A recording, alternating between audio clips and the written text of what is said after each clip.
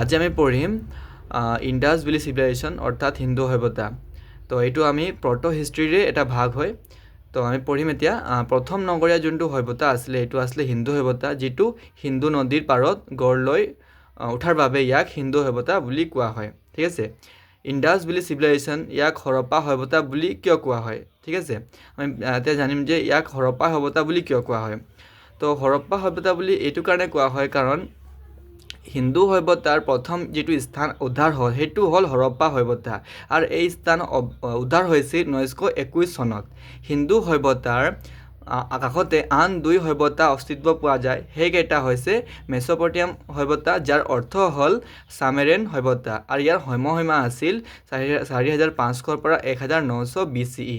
আৰু এটা সভ্যতা আছিল ইজিপ্টিয়ান সভ্যতা, যাৰ সময়সীমা আছিল 3200 পৰা 1000 BCE, আৰু এখন আছিল চাইনিজ চিভিলাইজেশ্যন অৰ্থাৎ চীন সভ্যতা। আৰু এই সভ্যতাসমূহক একেলগতে আমি কি বুলি কওঁ? আমি এই সভ্যতাসমূহ একেলগতে কওঁ ক্ৰাডলেছ অফ চিভিলাইজেশ্যন। ক্ৰাডলেছ অফ চিভিলাইজেশ্যন বুলি আমি একেলগতে ইহঁতক কওঁ। মনত হ'ব যে পুৰণি সভ্যতা যোনটো হয় সেইটো পুৰণি সভ্যতা আছিলে মেচ'পটেমিয়াম সভ্যতা, আৰু চবতকৈ ডাঙৰ যোনটো সভ্যতা আছিলে এইটো আছিলে হিন্দু সভ্যতা।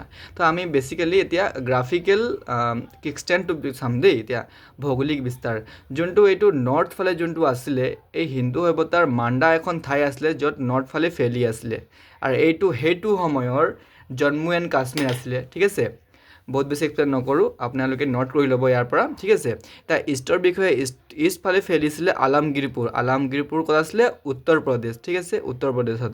আৰু চাউথ ফালে ফেলিছিলে দাইমাবাদ যোনটো বৰ্তমান মহাৰাষ্ট্ৰ, আৰু ৱেষ্ট ফালে ফেলিছিলে যোনটো সুক্তাগেণ্ডৰ বালুচিস্তান, সেইটো হ'ল বালুচিস্তান, বৰ্তমান এইটো ঠাই আছে পাকিস্তানত। ঠিক আছে, মনত থ'ব নৰ্থ ফালে আছিলে মাণ্ডা জম্মু এণ্ড কাশ্মীৰ, ইষ্ট ফালে আছিলে আলামগীৰপুৰ উত্তৰ প্ৰদেশ, সাউথ ফালে আছিলে দাইমাবাদ মহাৰাষ্ট্ৰ, আৰু সুক্তাগেণ্ডৰ আছিলে বালুচিস্তান অৰ্থাৎ ৱেষ্ট ফালে। মনত থ'ব ৱেষ্ট ফালে।